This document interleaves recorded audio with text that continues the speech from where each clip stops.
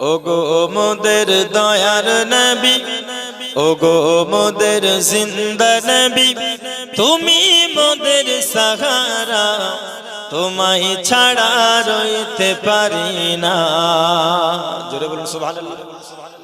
ওগো মোদের দয়ার নবী, ওগো মোদের জিন্দা নবী, তুমি মোদের সাহারা, তোমায় ছাড়া রইতে পারি না। বলুন ইয়া রাসূলুল্লাহ, ইয়া হাবিবাল্লাহ, ইয়া হাবিবাল্লাহ। নবী গো তুমি না এলে কে বা জানতো খোদাকে বলে, তুমি না এলে কে বা চিনতো খোদাকে বলে। আপনি এসে দিলেন নবী, আপনি এসে দিলেন নবী, স্বয়ং খোদার ঠিকানা, তোমায় ছাড়া রইতে পারি না। ইয়া রাসূলুল্লাহ, ইয়া হাবিবাল্লাহ, বলুন না ইয়া হাবিবাল্লাহ। চলুন একটু ওলের দিকে যাই। গাউস পিয়া তুমি না এলে কে বা চিনতো নবীকে বলে। খাজা পিয়া তুমি না এলে কে বা জানতো নবীকে বলে। আপনি এসে দিলেন খাজা, আপনি এসে দিলেন হুজুর, দয়াল নবীর ঠিকানা, তোমায় ছাড়া রইতে পারি না। ইয়া রাসূলুল্লাহ, ইয়া হাবিবাল্লাহ, ইয়া রাসূলুল্লাহ বাল্লাহ। ওগো মোদের দয়ার নবী, ওগো মোদের জিন্দা নবী, তুমি মোদের সাহারা, তোমায় ছাড়া রইতে পারি না। আমি পবিত্র কোরআন মাজিদ ফুরকানুল হামিদ হইতে আয়াতে কারিমা তেলাওয়াত করেছি। আল্লাহ পাক আল্লাহ তাআলা বলেন, ওয়ামা আরসালনাকা ইল্লা রাহমাতাল লিল আলামিন। আল্লাহ বলেন, হে আমার হাবিব, হে আমার নবী, আমি আপনাকে দুনিয়ার বুকে পাঠাই নাই ইল্লা, কিন্তু পাঠিয়েছি সারা জগতের রহমত করে, রাহমাতাল লিল আলামিন বানিয়ে। জোরে বলুন সুবহানাল্লাহ। আমার নবীকে কি করে পাঠিয়েছেন? রাহমাতাল লিল আলামিন করে পাঠিয়েছেন। আপনারা হয়তো বলবেন, সুন্নি উলামায়ে কেরামরা শুধু নবীর ভালোবাসা, নবীর ভালোবাসা ছাড়া মনে হয় আর কোনো ওয়াজ করে না। বাবাজি, সুন্নি উলামায়ে কেরামরা নবীর ভালোবাসার কথা এই জন্য বলে যে প্রত্যেকটা জিনিস, প্রত্যেকটা আমল যদি আমার নবীর মোহাব্বত অন্তরে না নিয়ে আপনি করেন, ওই কোন আমল কবুল হবে না। কেন? কারণ ইমানের বস্তু, ইমানের মূল হলো আমার নবীর ভালোবাসা, তাই না? আমার নবীর ভালোবাসা। আর সেই ভালোবাসা নিয়েই আল্লাহ পাক বললেন, ইয়া আইয়ুহাল্লাযিনা আমানু দুখুলু ফিস-সিলমি কাফা, হে ঈমানদার বান্দাগণ, তোমরা ইসলামের মধ্যে পরিপূর্ণভাবে দাখিল করো, পরিপূর্ণভাবে প্রবেশ করো। জোরে বলুন সুবহানাল্লাহ। আল্লাহ কি বলছেন? ইসলামের মধ্যে পরিপূর্ণভাবে প্রবেশ করতে বলছেন আমাদেরকে। কিন্তু আমরা হতভাগা মুসলমান, আমাদের আচার আচরণ, ইসলাম ধর্মের মধ্যে আমরা জন্ম নিয়েছি, কিন্তু আমাদের ব্যবহার, আমাদের আচার আচরণ গায়ের মুসলিমের মতো। একজন অমুসলিম এবং একজন আমাদের মুসলমান যদি পাশাপাশি দাঁড়ায়, বর্তমান জামানায় চিনা মুশকিল কোনটা মুসলমান কোনটা অমুসলিম। ঠিক বললাম না ভুল বললাম? চিনা মুশকিল আব্বাজি আমার।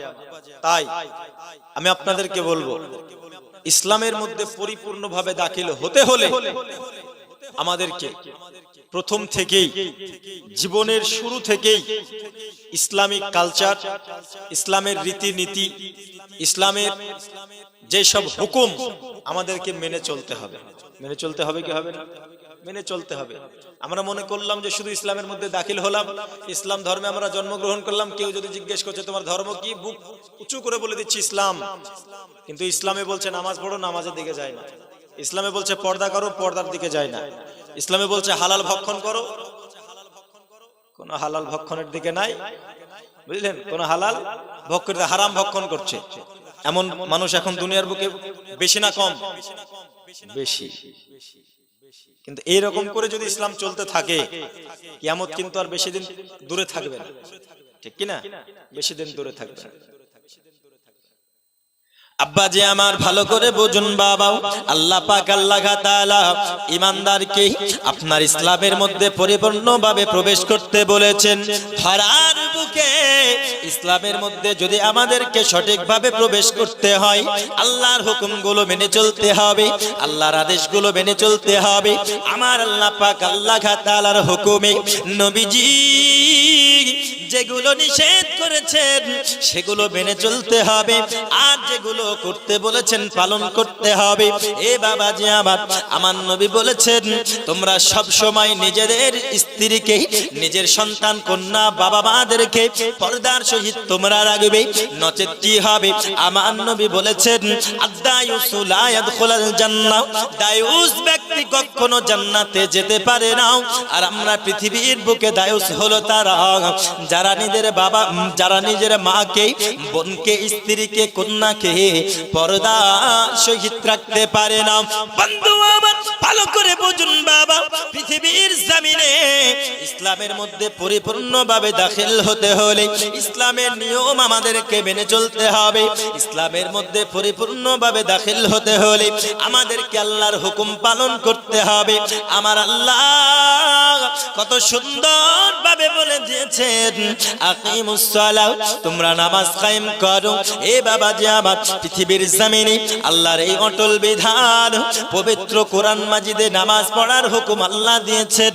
আর এই আল্লাহর দেওয়া হুকুম আমরা ইসলামের মধ্যে দাখিল হওয়ার পরেও মানতে পারি না।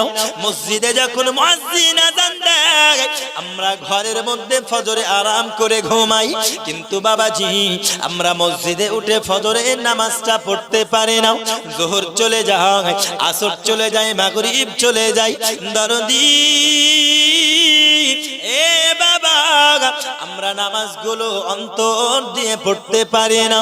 যদিও বা আমরা নামাজ সপ্তাহে একটা দিন পড়ি, তবুও নিজের ঈমান সাফ করে পড়ি না। এ বাবাজি আমার নামাজ পড়তে যাচ্ছে কত সুন্দর, নামাজে মসজিদে আজান দিল, মুয়াজ্জিন আজান দেওয়ার পরে কত সুন্দর ভাবে চলে গেল। আর মুয়াজ্জিনের আজান শুনে নামাজ পড়ার পরে মসজিদ থেকে বেরিয়ে এসে বর্তমান মুসলমান এমন অবস্থা, নামাজ পড়ে বেরিয়ে এসে সুদের টাকার হিসাব এখন করে না? সুদের টাকার হিসাব করে। ওই নামাজ কবুল হবে? কবুল হবে? কথা বলেন, কবুল হবে না। মন তুই ধরলি নামাজ, পড়লি নামাজ সারা জীবন ভোর, নামাজ হইল না রে তোর, নামাজের নিলি না খবর।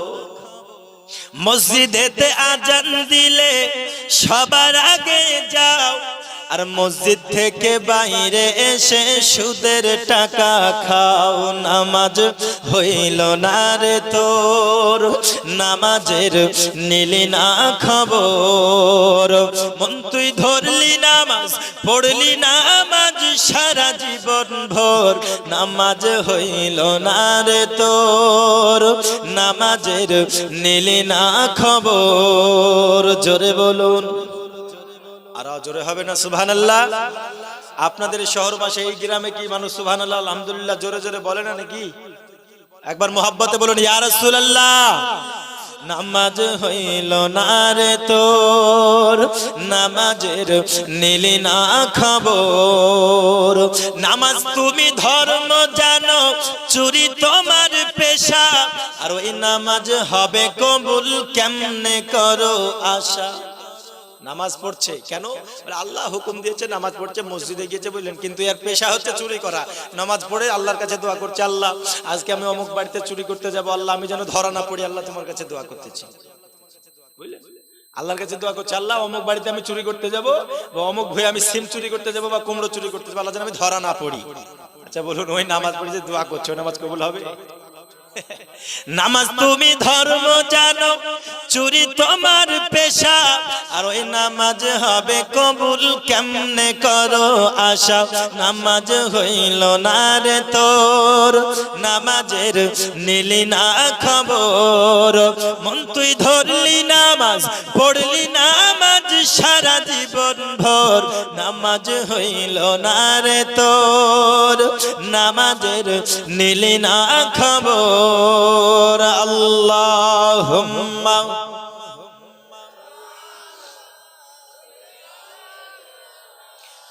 মাওলানা মুহাম্মদ ওয়া আলা আলি মাওলানা মুহাম্মদ সাল্লাল্লাহু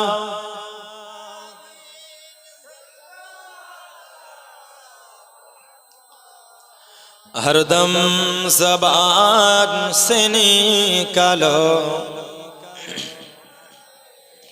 मुहम्मद, हरदम ज़बान शफीना। তো বর্তমান সময় এই হচ্ছে অবস্থা, মানুষ না নামাজে যায়, না রোজা রাখে, না মানুষ হারাম খাওয়া বন্ধ করে। কেন করে এগুলো জানেন? এগুলো ছোটবেলা থেকে অভ্যাসে পরিণত হয়ে গেছে। কেন? কারণ বাবা মায়ে যদি সন্তানদেরকে না শিক্ষা দেয় ছোটবেলা থেকে, সন্তান বড় হয়ে শিখবে? কথা বলুন, শিখতে চাইবে? শিখতে চাইবে না। আর বড় হওয়ার পরে শিখতে চাইলেও টাইম পাবে না। বলে কেন? বিয়ে হয়ে গেছে, সন্তান সন্ততি হয়ে গেছে। আপনারা বলুন, আপনারা যদি এখন মনে করেন যে না মাদ্রাসাতে প্রতিদিন আসবেন, 2-4 ঘন্টা সময় দিয়ে কিছু শিখে যাবেন, আপনারা টাইম বার করার চেষ্টা করেও কিন্তু পারবেন না। পারবেন? পারা যাবে না। কেন? ব্যস্ততায় তাড়বে। কিন্তু বাবা ছোট্টবেলা থেকে যদি বাবা মাই আপনার শিক্ষা দিত, এ বাবা তুমি নামাজটা পড়ো, বাবা যদি মসজিদে যেত, বেটা চল আমি মসজিদে যাব, তুই আমার সঙ্গে নামাজ পড়তে চাও। মা যখন বাড়ির মধ্যে কন্যাকে বলতো, বেটি রে আমি নামাজটা পড়বো, চয় না তুই ওযু করে আয়, আমার সঙ্গে নামাজে দাঁড়িয়ে যাও। বেটিকে নামাজ পড়ার কথা বলে নাও, সন্তানকে মায়ে নামাজ পড়ার শিক্ষা দেই নাও। এইদিকে মা জননী এই মোবাইল নিয়ে কত সুন্দরভাবে 24 ঘন্টার মধ্যে আপনার 9 ঘন্টা মোবাইল দেখছে দিনের বেলাও, রাত্রি 10টা-11টা বেজে যাচ্ছে। সন্তানেদেরকে পাশে ঘুমিয়ে না দিয়ে পাশে কোলে নিয়ে মা জননীরা মোবাইল দেখে। বন্ধুরে আমার, শুধু তাই নাই রে বাবা, ছোট্ট বাচ্চারাও যদি খেতে না চায়, মা জননী অমনি আপনার মোবাইল ধরিয়ে দেয়। ধরিয়ে দেয়, মোবাইল ধরিয়ে দেয়, বলে মোবাইল না হলে খাবে না। এর মা জননী কাতর হয়ে গেল, বলে আমার মোবাইল এবার দিতেই হবে। মনে হচ্ছে কমপক্ষে 20 জন ওইখানে দাঁড়িয়ে আছে। এ বাবাজি, আমার ভাই জানেরা, তোমরা সব আমার ভাইয়ের বয়সের হবে, হয়তো 2-1 বছরের বড় বা ছোট। তোমরা ভালো আছো? ভালো আছো তো নাকি? তো ভালো আছো, সুস্থ আছো তো নাকি? আচ্ছা, সুস্থ থাকলে একটু সামনে এদিক দিয়ে চলে আসো না। সুস্থ থাকলে চলে আসো। তো এখন বর্তমান সময় মা বোনেদের, মায়েদের এবং বাবাদের শিক্ষা নাই। কথায় আছে না, বাবার থেকে সন্তান সন্ততি মানুষ করাতে সব থেকে ভূমিকা বেশি রাখে মা। কি রাখে? মা। মা বোনেদের জন্য আলাদা জায়গা করা আছে নাকি? ওরা নিশ্চয়ই ওয়াজ শুনছে। আচ্ছা, ডান দিকে মেয়েদের, আলহামদুলিল্লাহ। তো সব থেকে মেন ভূমিকা মায়েদের হয়। কেন? কারণ সকাল বেলায় বাবারা জীবিকা নির্বাহনের জন্য কেউ রাজমিস্ত্রির কাজে চলে যায়, কেউ আপনার লেবারের কাজে চলে যায়, জীবিকা নির্বাহনের জন্য এদিক ওদিক ঘোরাফেরা করতে থাকে, প্রবাসে চলে যায়। ঘরের ভিতরে মা জননী সন্তান সন্ততিকে নিয়ে সব সময় বাবা সন্তান সন্ততিকে নিয়ে থাকে। ওই মা যদি পারে সন্তান এবং কন্যাকে ইসলামের শিক্ষা দিতে, নামাজের শিক্ষা দিতে, তবে সন্তান সন্ততি শিক্ষা নেবে। আর মা জননী যদি মোবাইল দেখে, সন্তানেরাও মোবাইল দেখবে। ঠিক কিনা? সন্তানেরাও মোবাইল দেখবে। কথায় আছে, আটা গুনে রুটি আর মা গুনে বেটি, তাই না?